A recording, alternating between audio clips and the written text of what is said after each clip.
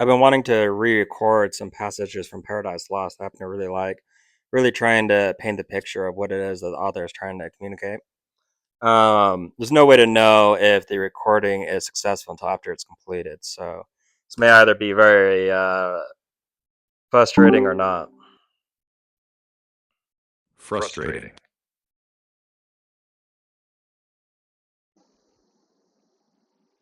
Can you hear me?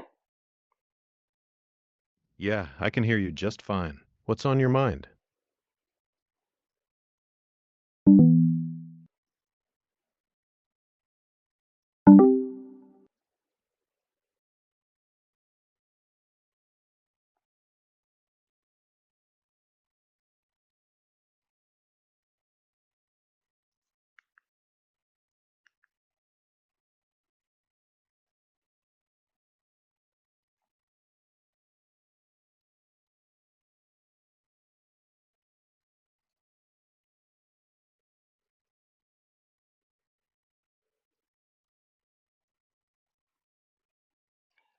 Okay, today we are reading book four, Paradise Lost. At least selected passages therefrom. Got it, Colbin. Book 4 of Paradise Lost. Selected passages. I'm right here with you.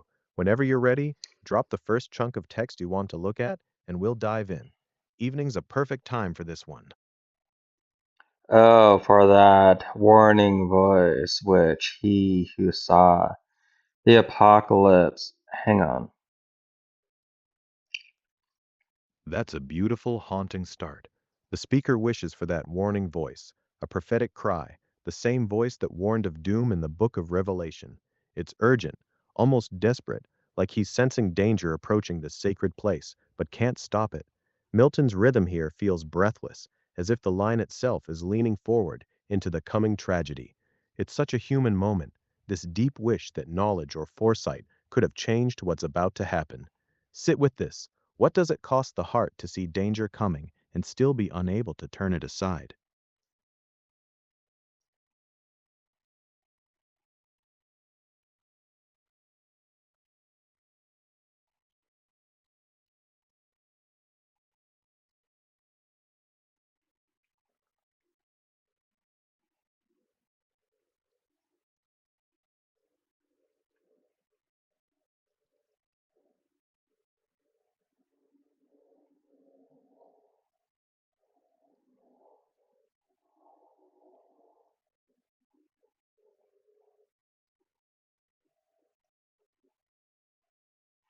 Okay, let's restart.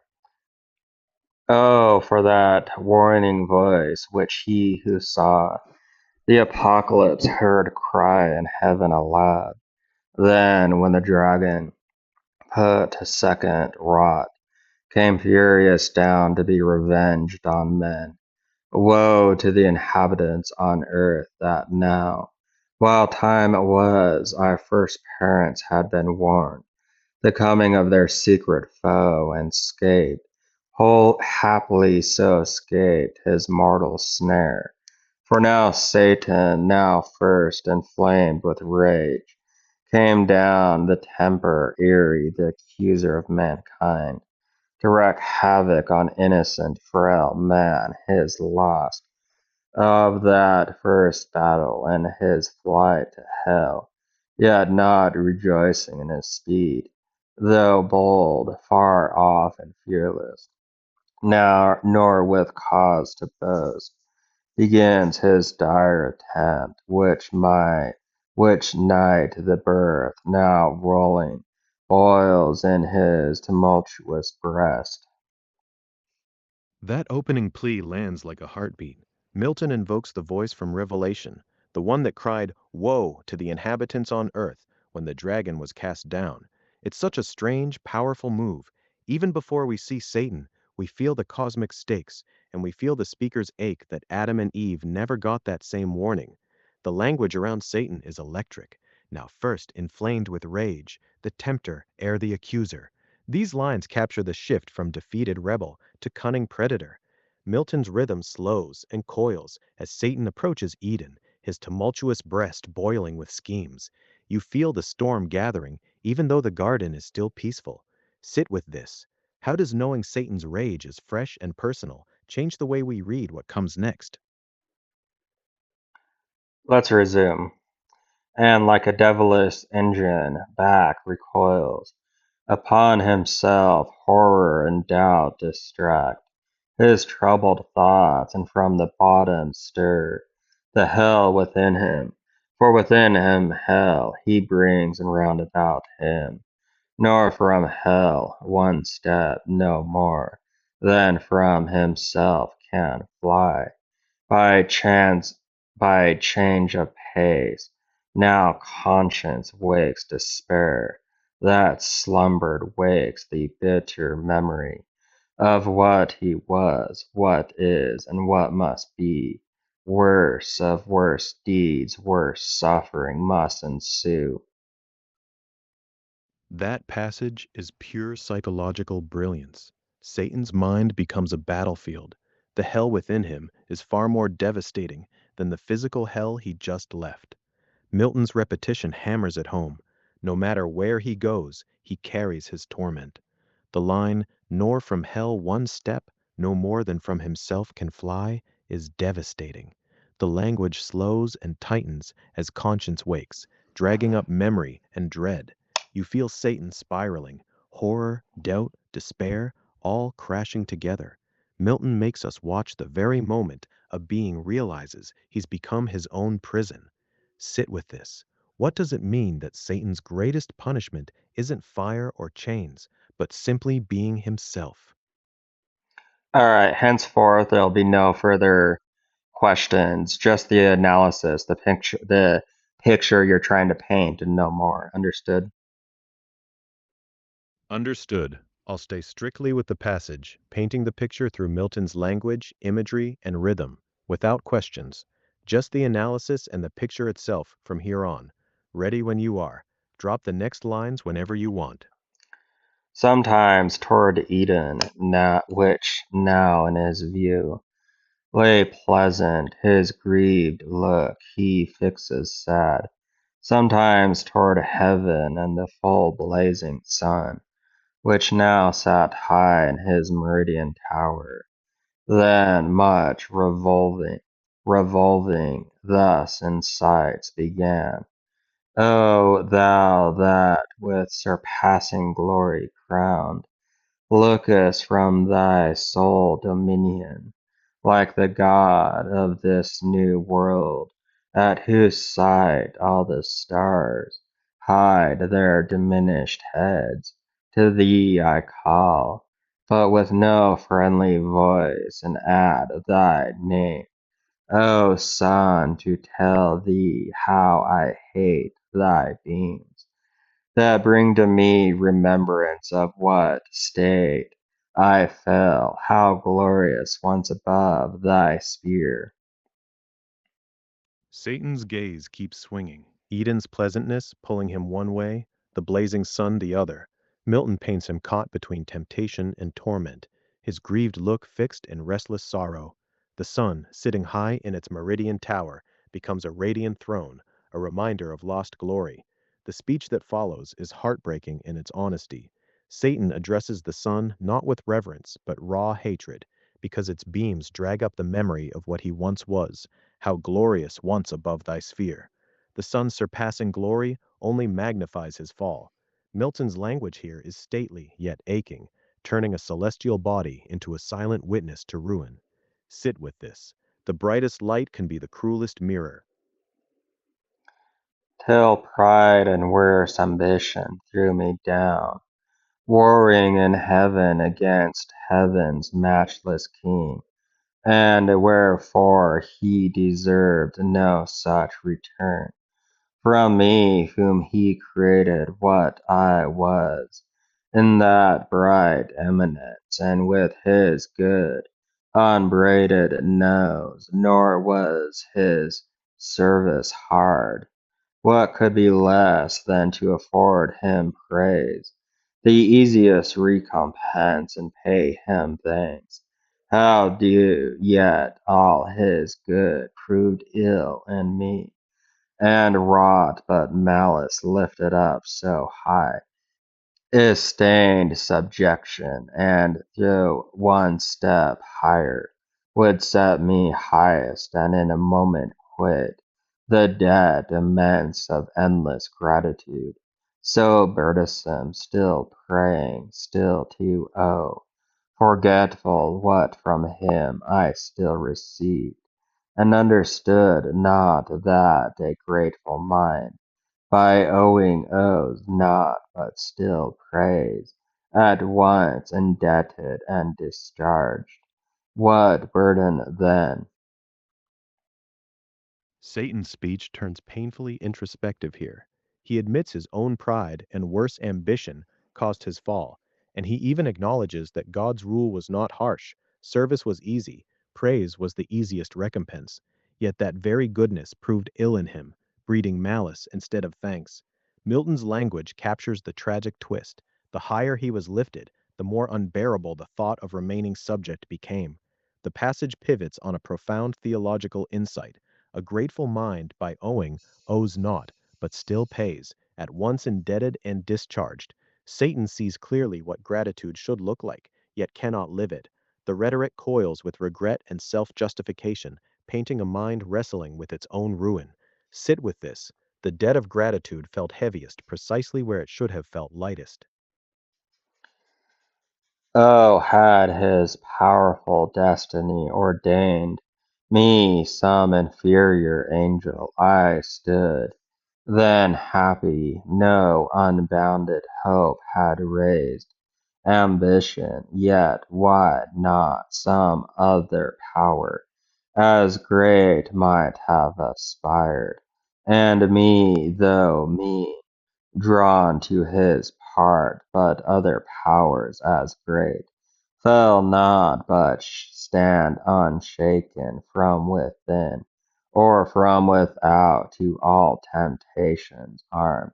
Hadst thou same free will and power to stand, thou hadst whom hast thou then, or what to accuse, but heaven's free love dealt equally to all? Be then his love a curse, since love or hate, to me alike, it deals eternal woe. Satan's mind spirals deeper into self deception here. He first wishes he'd been created lower, as if limited power would have spared him from ambition. Then, almost in the same breath, he pivots. Surely some other mighty angel would have rebelled anyway. The logic keeps shifting, desperate to place blame anywhere but on himself. Milton's language captures the torment beautifully.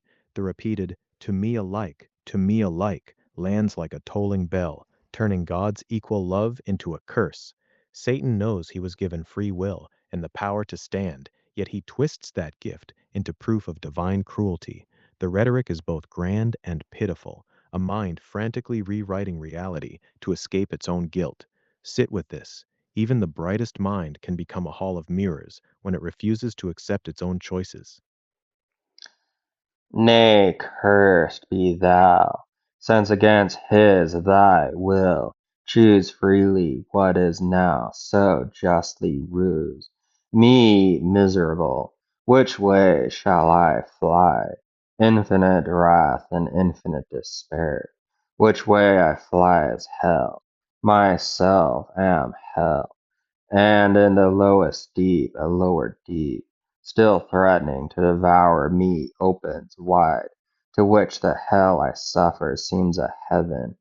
Oh, then at last relent. Is there no place left for repentance? None for pardon left? None left but by submission. And that word disdain forbids me, and my dread of shame, among the spirits beneath whom I seduced. What other promises and vaunts than to submit, boasting I could subdue the omnipotent? The language here is raw and devastating.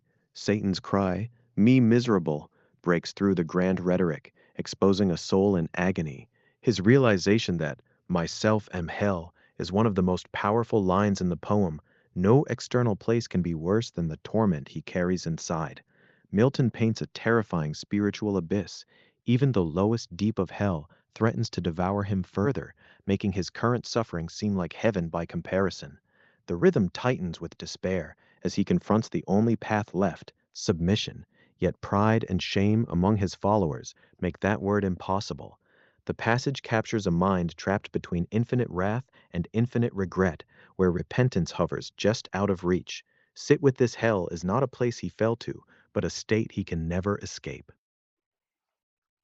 I, me, they little know how dearly I abide to boast so vain, under what torments inwardly I groan, while they adore me on the throne of hell, with disdain and sceptre high advance, the lower still I fall, only supreme in misery no such joy ambition finds, but say I could repent and could obtain, by act of grace, my former state, how soon would height recall high thoughts, and how soon unsay what feigned submission swore ease would recant, vows made in pain, as violent and void, for never can true reconcilement grow, where wounds of deadly hate hath pierced so deep, which would but lead me to a worse relapse and heavier fall. So shall I purchase dear, short intermission, fraught with double smart. Satan's honesty cuts like a blade here. He admits the hollow farce of his own rule. While his followers adore him on hell's throne, he groans inwardly, falling lower, even as he reigns supreme in misery. Milton's language strips away the grandeur, showing ambition's bitter reward, isolation in endless torment. The passage turns even darker as Satan contemplates repentance. He knows that any act of grace would be temporary. Ease would quickly recant vows made in pain, leading only to a worse relapse and heavier fall. The imagery of wounds of deadly hate too deep for true reconcilement is haunting. Milton captures a mind that understands its own corruption so clearly it chooses despair over false hope. Sit with this. The most tragic prison is one whose door stands open, yet the prisoner refuses to walk through it. This knows my punisher, therefore as far from granting he, as I from begging peace, all hope excluded thus, behold instead of us outcast, exiled, his new delight, mankind created, and for him this world. So farewell hope, and with hope farewell fear. Farewell remorse, all good to me is lost. Evil be thou my good, by thee at least, divided empire with heaven's king I hold. By thee and more than half perhaps will reign, as man eerie long, and this new world shall know. Satan's final resolve lands with chilling clarity. Having barred himself from repentance, he casts off hope, fear, and remorse in one breath. Milton's language turns stark and declarative, all hope excluded thus, as Satan embraces evil not as rebellion, but as his new empire. The line, "Evil, be thou my good," is one of the most powerful and disturbing moments in the poem. It's not mere defiance, it's a deliberate inversion of all moral order, a self coronation in darkness. The rhythm feels cold and deliberate now, the earlier anguish hardening into calculated purpose. Sit with this. When hope dies, evil becomes not just a choice, but the only kingdom left. Thus, while he spake, each passion dimmed his face, thrice changed with pale ire, envy, and despair, which marred his borrowed vistage and betrayed him counterfeit, if any eye behold, for heavenly minds from such distemperous foul are ever clear, whereof he soon aware, each perturbation smoothed with outward calm, artificer of fraud, and was the first that practised falsehood under saintly snow, deep malice to conceal, couched with revenge, yet not enough had practised to deceive. Uriel once warned whose eye pursued him down the way he went, and on the Assyrian mount saw him disfigured more than could befall spirit of happy sort, his gestures fierce, he marked and mad, he marked and mad demeanor, then alone, as he supposed, all unobserved, unseen. So on he fears, and to the border comes of Eden, where delicious paradise now nearer crowns with her enclosed green, as with a rural mound the champion herd of a steep wilderness whose hairy sides, with thickets overgrown, grotesque and wild, access denied and overheard upgrew. Satan's face becomes a battlefield of passions, pale with ire, envy, and despair, betraying the counterfeit nature of his angelic disguise. Milton's imagery is striking. Heavenly minds are ever clear, so any distemper immediately reveals the fraud.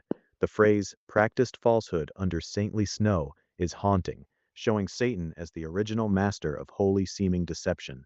The language shifts as he reaches Eden's border. Paradise appears delicious, crowned in green, yet guarded by a steep wilderness that is grotesque and wild, its hairy sides overgrown with thickets.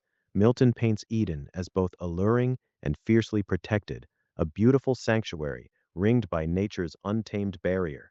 Sit with this. Even in disguise, the face cannot fully hide what the heart has become.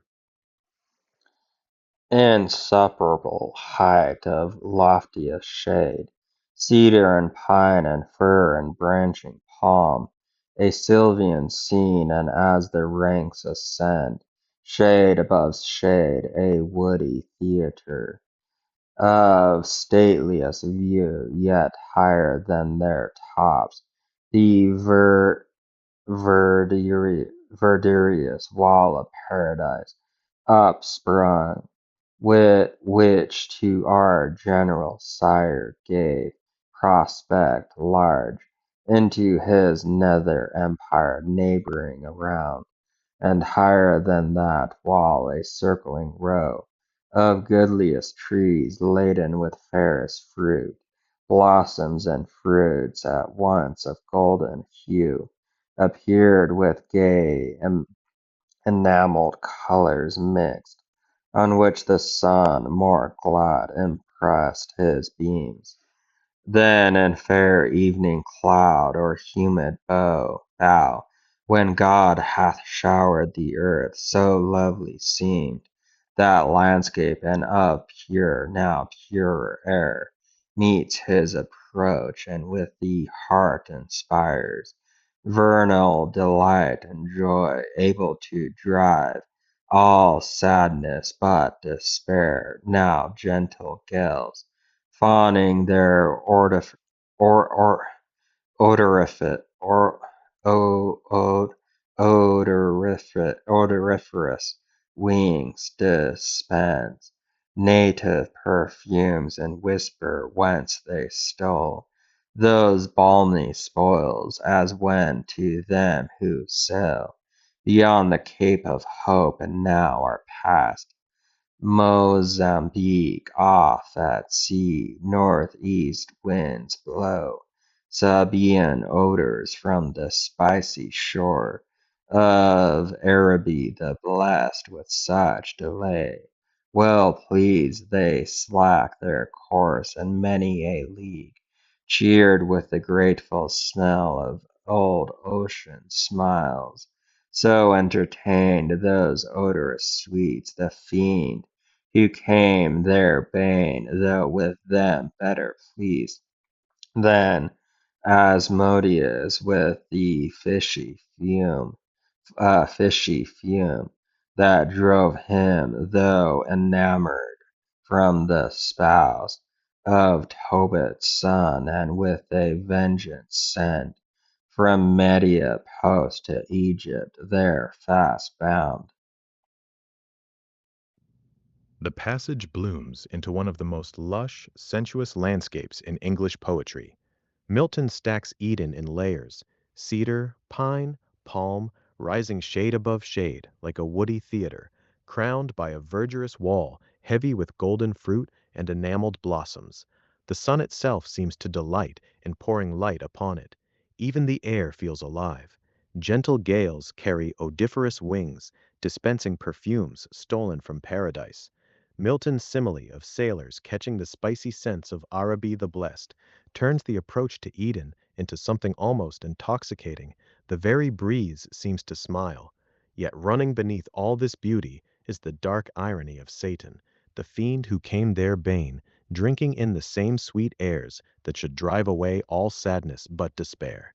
Sit with this paradise is so lovely it can almost charm the devil himself, but only almost. Now to the ascent of that steep salvage hill Satan had journeyed on, pensive and slow, but further away found none so thick entwined as one continued brake.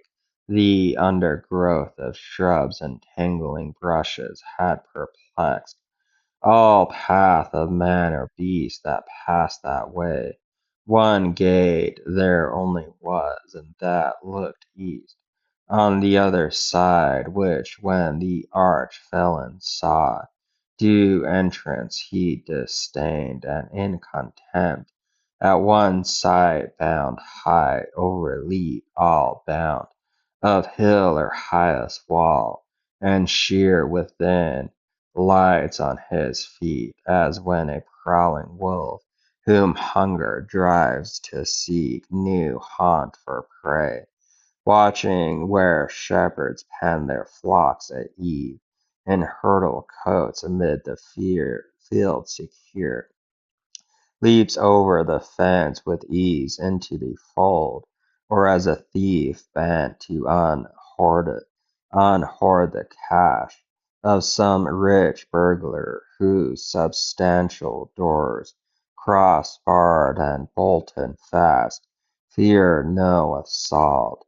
In at the window climbs, or over the tiles, so clomb this first grand thief into God's fold, so sends into his church lewd hirelings climb.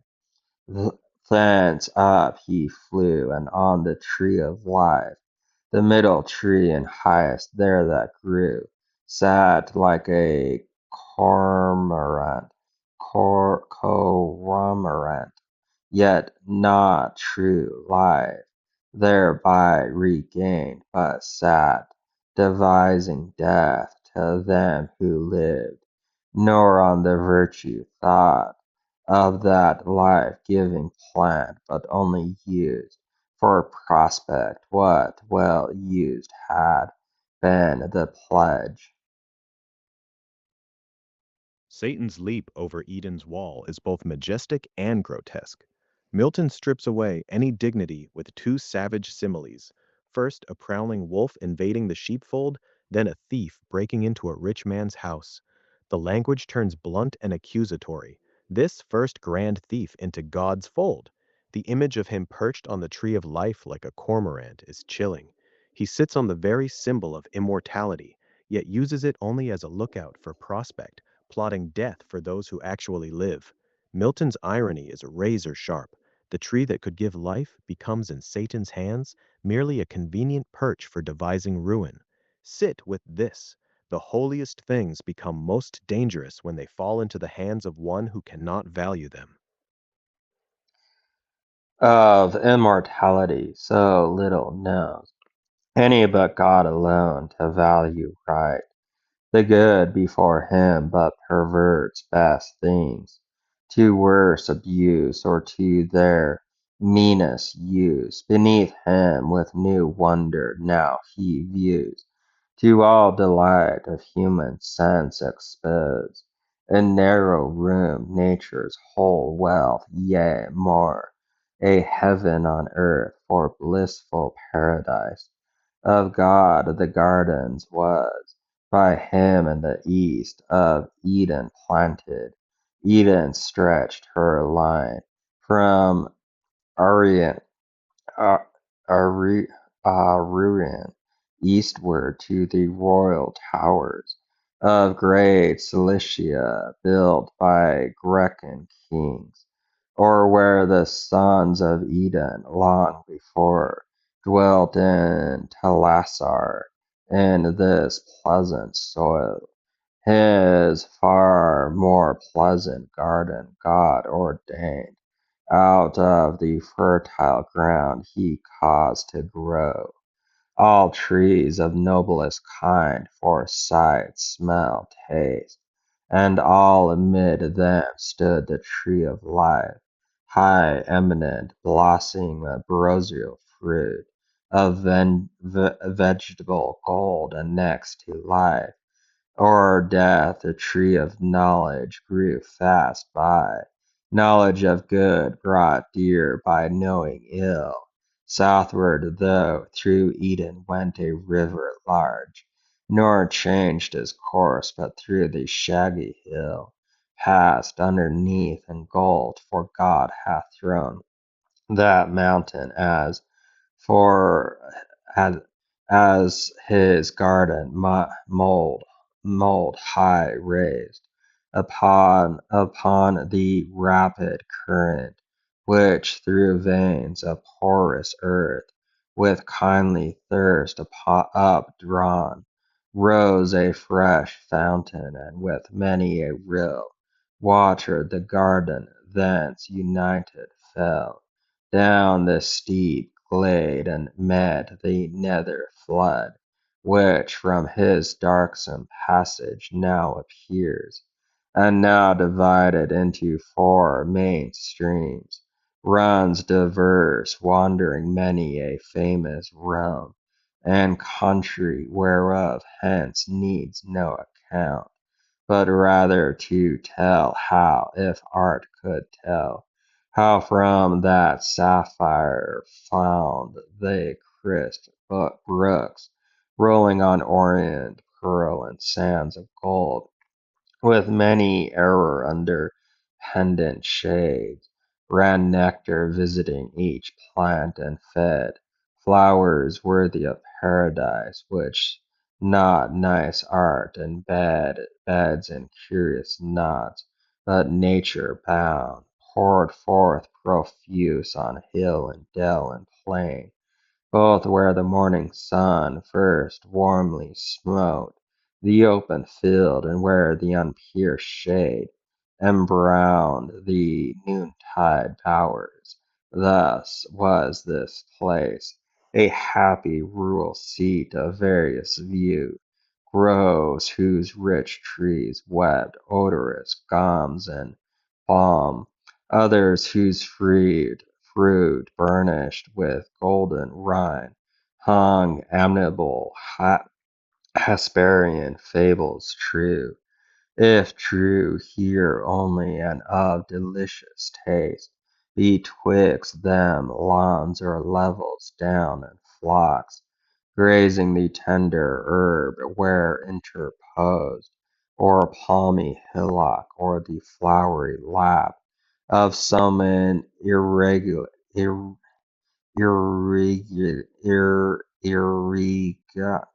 irregarious.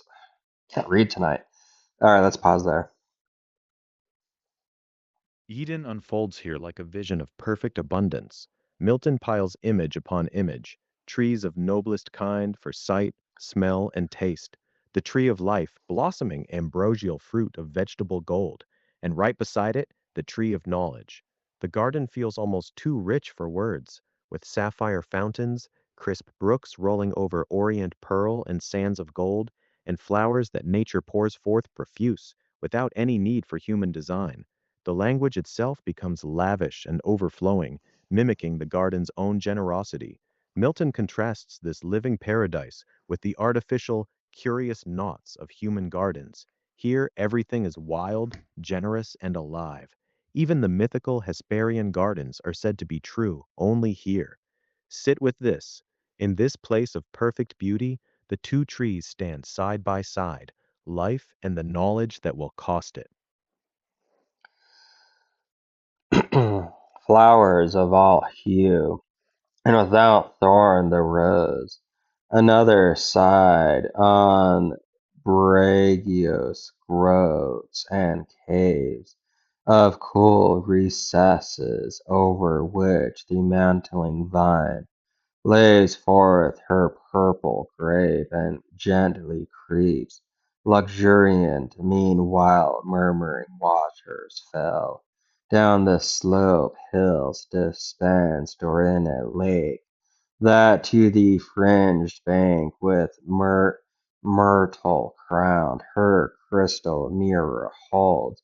Unite their streams, the birds their chore apply, airs, vernal airs, breathing the smell of field and grove, attune the trembling leaves, while universal pan knit with the graces and the hours and dance, led on the external spring, not that fair field of Anna where Prosperian gathering flowers, herself a fairer flower by gloomy Dis was gathered, which crest Ceres all that pain to seek her through the world, nor that sweet grove of Daphne by or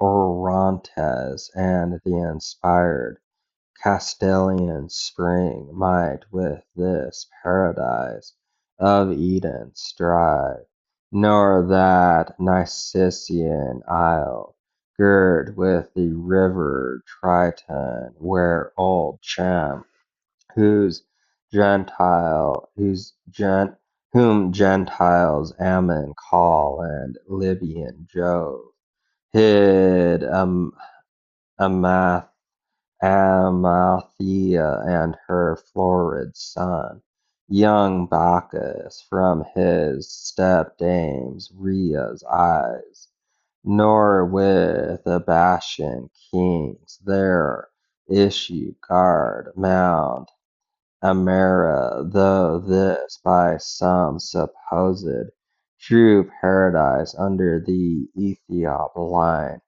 by Nilus' head enclosed with shining rock, a whole day's journey high but wide remote from this Assyrian garden where the fiend saw undelighted all delight, all kind of living creatures new to sight and strange, to a far nobler shape, erect and tall, godlike, erect, with native honor clad, in naked majesty seemed lords of all.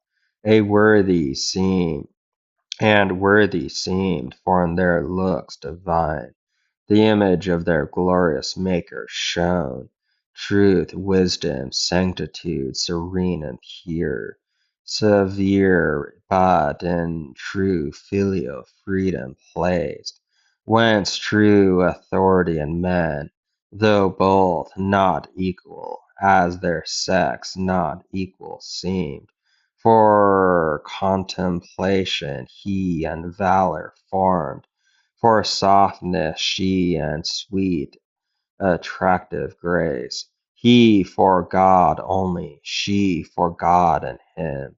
His fair, large front and eyed, sublime declared, absolute rule and Hyacin, Hyacinian, Hyacinth hyacinthine locks round from his parted forelock manly hung, clustering but not beneath his shoulders broad. She as a veil down to the slender waist, her unadorned golden tresses wore, dishevelled but unwonted ringlets waved, and the vine curls her tendrils, which implied subjection but required with gentle sway, and by her yielding by him best received, yielded with coy submission, modest pride, and sweet reluctant amorous delay. Nor those mysterious parts were then concealed. Then was not guilty shame, dishonest shame of nature's works, honor dishonorable, sin bred. How have ye troubled all mankind with shows instead, mere shows of seeming pure, and banished from man's life his happiest life, simplicity and spotless innocence. All right, let's pause there. The garden's beauty keeps deepening.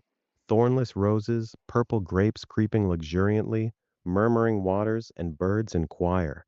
Milton weaves classical myth into it, saying even Enna, Daphne, or Mount Amara cannot rival this Assyrian garden. All of it pulses with eternal spring. Then the focus narrows to Adam and Eve. Milton paints them in naked majesty, their bodies openly displaying the image of their Maker, truth, wisdom, sanctitude.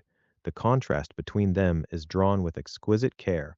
His sublime eye and broad shoulders speak of rule and valor, while her flowing golden hair and coy submission speak of grace and gentle yielding. Their love is tender, unashamed, and perfectly ordered.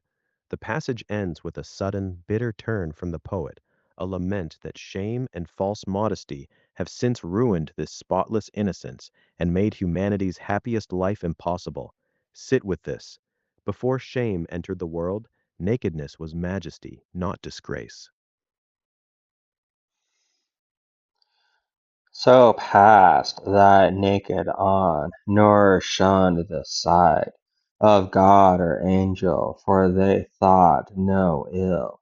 So hand in hand they passed, the loveliest pair that ever sense in love's embraces met. Adam, the goodliest man of men since born, his sons, the fairest of his daughters, Eve, under a tuft of shade on a green, stood whispering soft by a fresh fountain's side. They sat them down, and after no more toil of their sweet gardening labor than sufficed to recommend cool Zephyr, Zephyr, and made ease more easy, wholesome thirst and appetite, more grateful to their supper fruits they fell, nectaring fruits which the compliant boughs yielded them sidelong as they sat reclined on the soft drowny bank damasked with flowers, the savory pulp they chew, and in the rind, still as thy thirst scooped the brimming stream, nor gentle purpose, nor endearing smiles wanted, nor youthful dalliance, as beseems fair couple linked in happy habitual league. Alone as they about them frisking played, all beasts of the earth since wild and all of chase, in wood or wilderness, forest or den, sporting the lion rammed in his paw, dandled the kid, bears, tigers, ounces, and pards, gambroiled before them the unwieldy elephant. To make them mirth used all his might, and wretched his lithe proboscis, or some such word, close the serpent sly, insinuating, wove the garden twine, his braided train, and of his fatal guile gave proof unheeded. Others on the grass crouched, and now filled with pasture grazing sat, of bedward ruminating for the sun decline what was hastening now with prone career to the ocean isles, and in the ascending scale of heaven the stars that usher evening rose, when Satan still in gaze as first he stood, scarce thus at length failed speech recovered sad. Adam and Eve move through the garden in effortless, radiant innocence. Their nakedness is not hidden but natural, their bond one of complete trust and affection. Milton lingers on the sweetness of their evening. Soft whispers, shared fruit, gentle dalliance by a flower strewn bank, painting a picture of marriage before any shadow of guilt or toil. Around them, the animals live in perfect harmony. The lion dandles a kid in his paw, bears and tigers gambol harmlessly, and even the elephant wreathes his live proboscis to amuse them. It's a vision of Edenic peace where predator and prey play together. Yet Milton quietly slips in the serpent, sly, insinuating, already weaving his guile, unnoticed for now. The passage closes with Satan watching them, struck silent, his gaze fixed on this loveliest pair he has come to destroy. Sit with this. In the one place where all creation was at peace, the only discord was already present, watching from above. Oh, hell, what do mine eyes with grief behold? Into our room of bliss thus high advanced, creatures of other mould, earth-born perhaps, not spirits yet to heavenly sides bright, little inferior, whom my thoughts pursue, with wonder and could love, so lively shines in them divine resemblance and such grace the hand that formed them on their shape hath poured.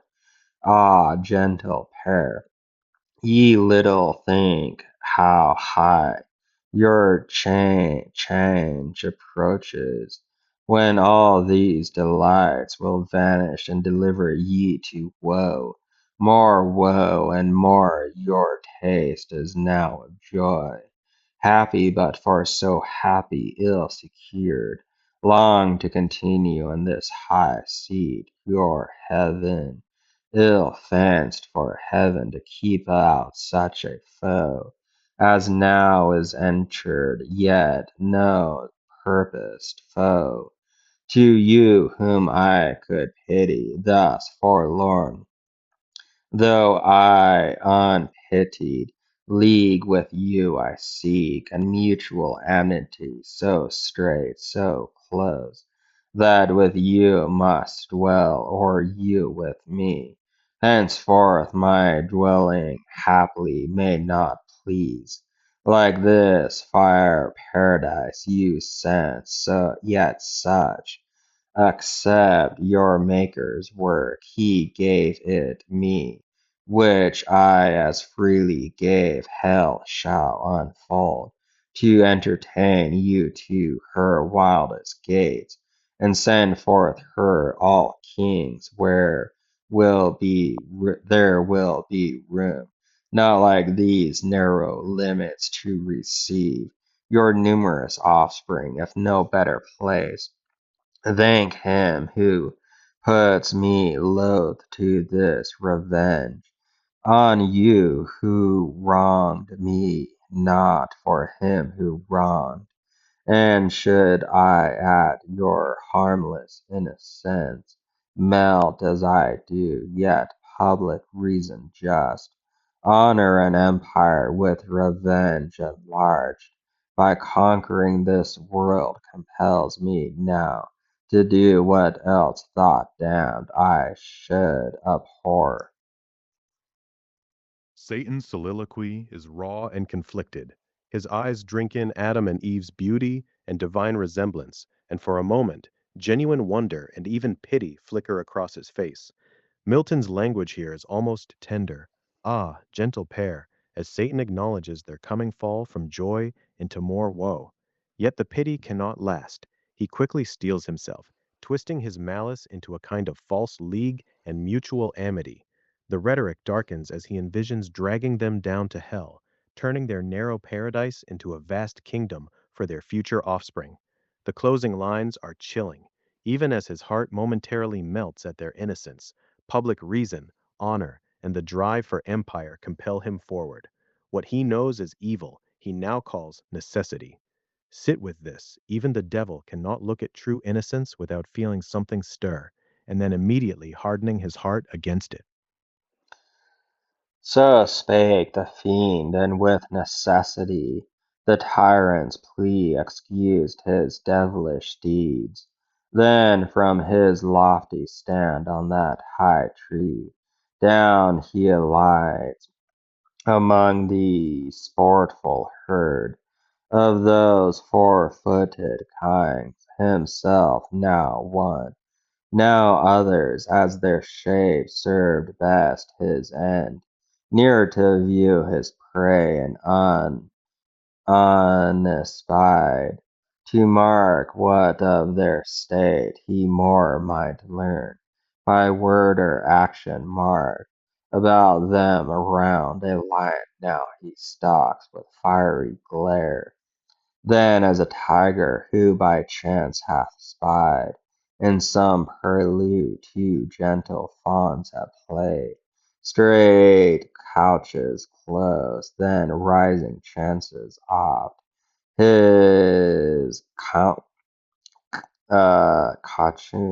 his couchant watch, as one who chose his ground, whence rushing he might Rest seized them both, gripped in each paw, when Adam, first of men, to whom of woman Eve thus moving speech, turned him all ear to hear new utterance flow. So partner and sole part of all these joys, dearer thyself than all, needs must the power that made us and for us this ample world be infinitely good and of his good, as liberal and free as infinite, that raised us from the dust and placed us here. And all this happiness who at his hand have nothing merited nor can perform, against whereof he hath need, he who requires from us no other service than to keep this easy charge of all the trees in paradise that bear delicious fruit, so various only not to taste that only tree of knowledge planted by the tree of life, so near grows death to life, whatever death is. Some dreadful thing, no doubt, for well thou knowest, God hath pronounced it death to taste that tree, the only sign of our obedience left, among so many signs of power and rule conferred upon us and dominion given over all other creatures that possess earth, air, and sea. Then let us not think hard.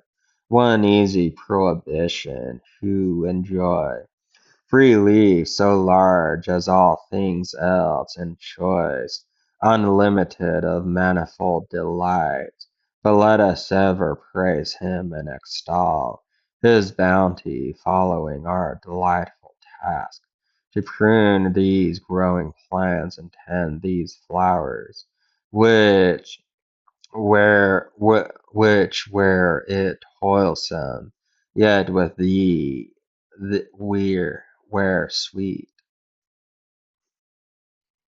Satan's descent from the tree of life into the herd is predatory and calculating.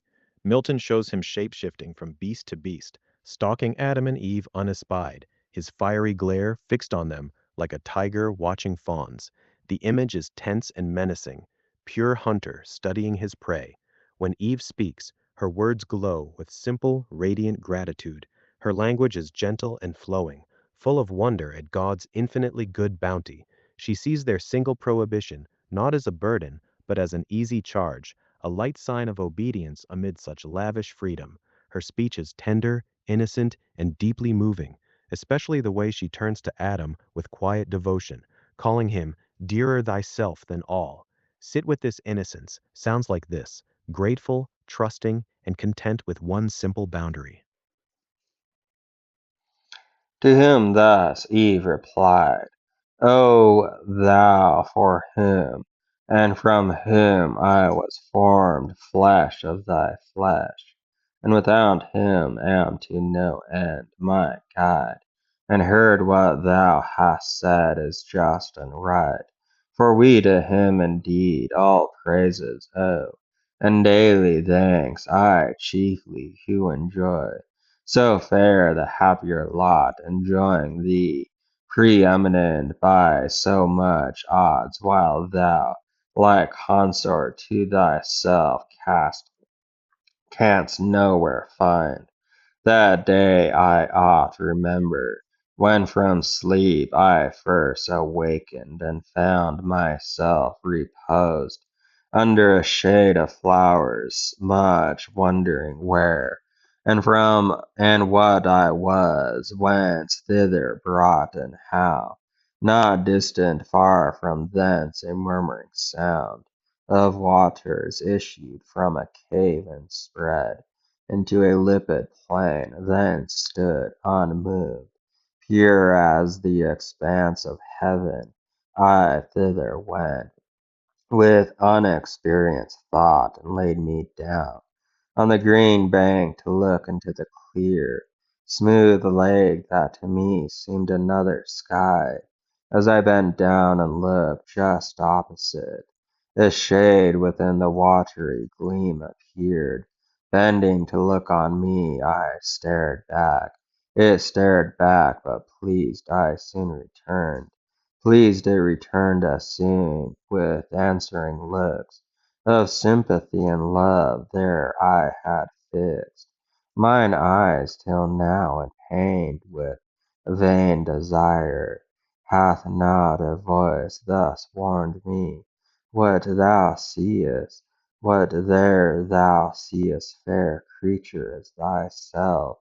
With thee it came and goes, but follow me, and I will bring thee where no shadow stays. Thy coming and thy soft embraces, he whose image thou art, him thou shalt enjoy.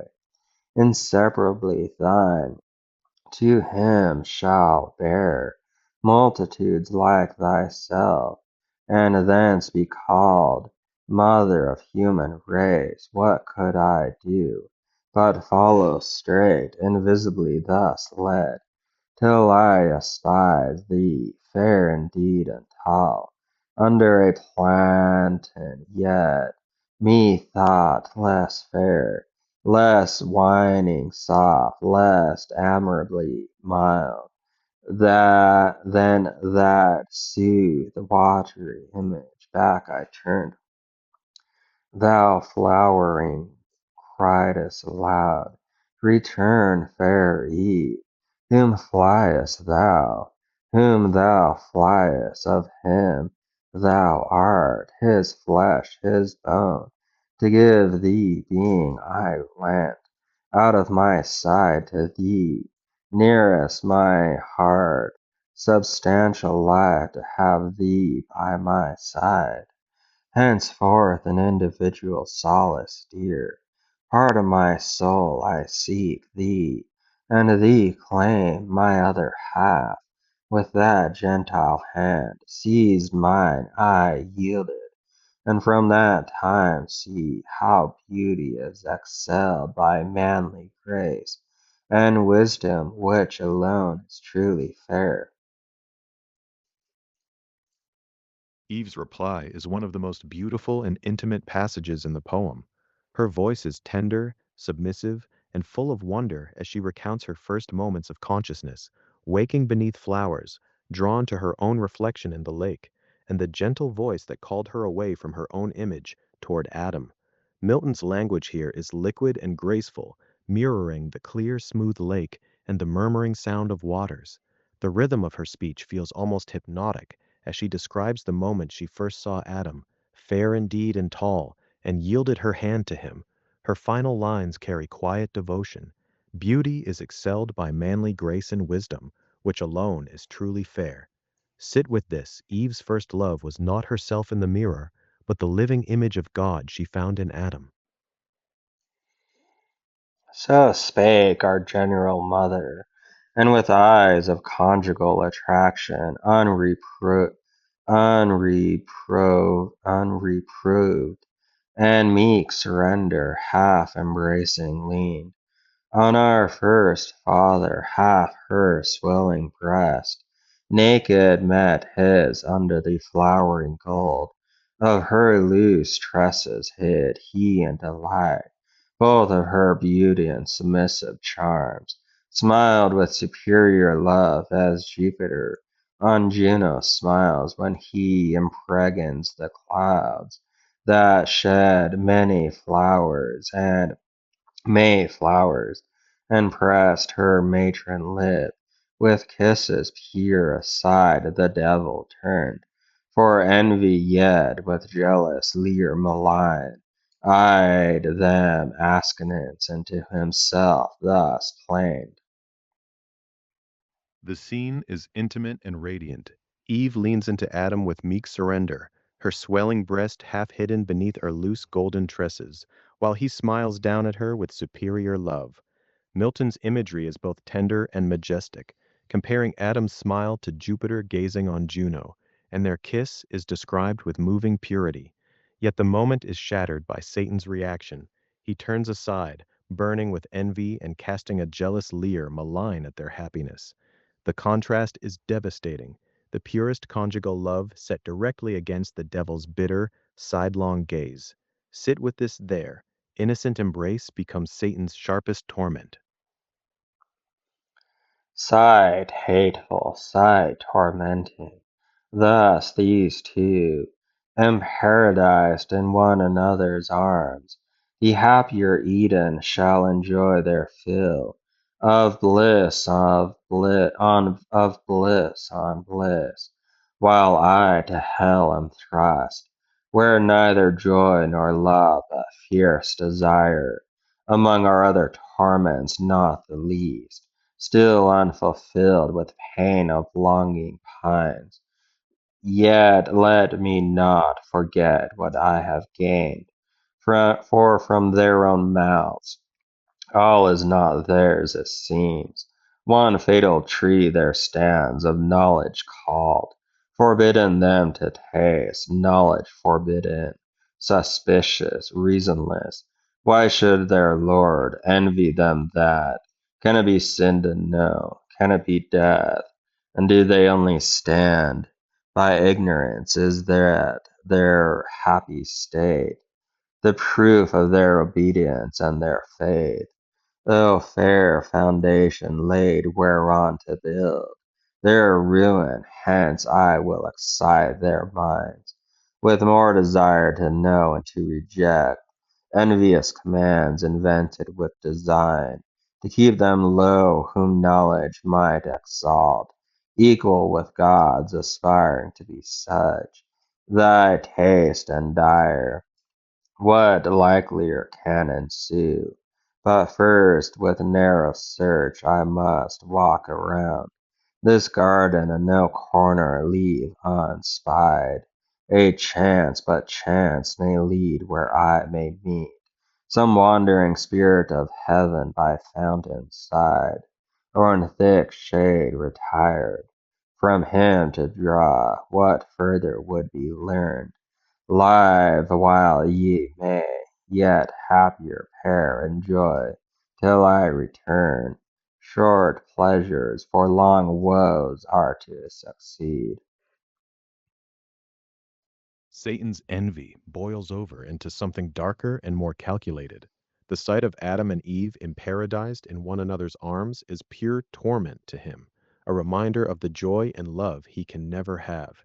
His language twists with resentment, contrasting their bliss on bliss with his own unfulfilled, fierce desire in hell. Yet his mind quickly shifts from pain to strategy. He seizes on the one vulnerability he's overheard, the forbidden tree of knowledge, and begins to plot how he can turn that envious command against them. The rhetoric becomes cold and tactical as he vows to excite their minds with more desire to know and make them reject God's rule. Sit with this. In Satan's eyes, their perfect happiness is not a gift, but a target. So saying, his proud step he scornful turned, but with sly circumspection, and began through wood, through waste, eerie hill, eerie dell, his roam. Meanwhile, in utmost longitude, where heaven with earth and ocean meet, the setting sun slowly descended, and with right aspect against the eastern gate of paradise levelled his evening rays. It was a rock of alabaster piled up to the clouds, conspicuous far, winding with one ascent, accessible from earth, one entrance high. The rest was craggy cliff that overhung, still as it rose, impossible to climb. Betwixt these rocky pillars Gabriel sat, chief of the angelic guards, awaiting night. About him exercised heroic games the unarmed youth of heaven, but night at hand. Celestial armory, shields, helms, and spears, hung high with diamond flaming and with gold. Thither came Uriel, gliding through the uneven, on a sunbeam swift as a shooting star. In autumn thwarts the night, when vaporous feet fired impress the air, and shows the mariner from what point his compass, but to beware im, impu, impetuous winds he thus began in haste. The scene shifts from Satan's dark scheming to a moment of celestial grandeur. As the sun sets, Milton paints a towering rock of pure alabaster, rising like a natural fortress at Eden's eastern gate, its alabaster cliffs glowing in the evening light. Gabriel, chief of the angelic guard, sits there calmly, surrounded by the unarmed youth of heaven at their heroic games, their celestial armor hanging nearby like stars. Then Uriel arrives, gliding down on a sunbeam swift as a shooting star, bringing urgent news. The contrast is striking. After Satan's brooding malice, we're suddenly lifted into the bright, ordered world of the angels keeping watch over paradise. Sit with this. While Satan creeps through the garden like a predator, heaven's sentinels are already turning their eyes toward him. Gabriel, to thee thy course by lot hath given charge and strict watch to this happy place. No evil thing approach or enter in. This day at high of noon came to my sphere a spirit zealous as he seemed to know more of the Almighty's work and chiefly man. God's latest image, I described his way, bent on all speed, and marked his airy gait. But in the mound that lies from Eden north, where he first lighted, soon discerned his looks, alien from heaven with passions foul obscured. Mine eye pursued him still, but under shade lose sight of him. One of the banished crew, I fear, hath ventured from the deep to raise new troubles. Him thy care must be to find. To whom the winged warrior thus returned: Uriel, no wonder if thy perfect sight amid the sun's bright circle where thou sittest, seemed fair and wide, and at this gate none pass. The vigilance here placed, but such as come, well known from heaven and sense meridian hour. No creature thence, if spirit of other sort, so minded have overlaps these earthly bounds on purpose hard thou knowest it to exclude spiritual substance with corporeal bar. But if within this circuit of these walks, in whoever shape he lurk, of him thou tellest by Muro dancing, I shall know. Uriel's warning is urgent and precise, describing a spirit he spotted earlier, one whose looks alien from heaven and passions foul betrayed him as one of the fallen. The language is sharp and military, painting Satan as an intruder already deep inside the garden's bounds. Gabriel's reply carries calm authority. He accepts the charge without alarm, assuring Uriel that nothing evil should have slipped past their watch. His response is measured and confident, yet it carries an edge. Tomorrow by dawning he will hunt the intruder down, whatever shape he wears. Sit with this. The hunters have now caught the scent, and the garden's perfect peace suddenly feels watched from two sides. So promised he, and Uriel to his charge returned on that beam whose point now raised bore him sloped downward to the sun now fallen beneath the azuros, whither the bright orb, incredible how swift, had thither rolled Uriel o'er this less voluble earth. By shorter flight to the east had left him there, arraying with reflected purple and gold the clouds that on his western throne attend. Now came still evening on, and twilight gray had in her sober live livery all things clad. Silence accompanied, for beast and bird that they to their grassy couch, those to their nests were slunk, all but the wakeful nightingale. She all night long her amorous descent sung. Silence was pleased, now glowed the firmament with living sapphires, Hesperus that led these starry hosts rode brightest till the moon, rising in clouded majesty at length, apparent queen, unveiled her peerless light, and over the dark her silver mantle threw. The evening deepens into one of the most breathtaking passages in the poem. Milton's language becomes hushed and luminous as twilight dresses the world in sober livery and silence falls, all creatures retiring except the nightingale, whose amorous descant fills the quiet with song. Then the sky ignites, the firmament glows with living sapphires, Hesperus shines as the brightest star, and the moon rises in clouded majesty, throwing her silver mantle over the darkness. The imagery is stately, tender, and almost sacred. Night itself feels like a queen entering her realm. Sit with this. This is paradise at its most serene, just before the coming storm.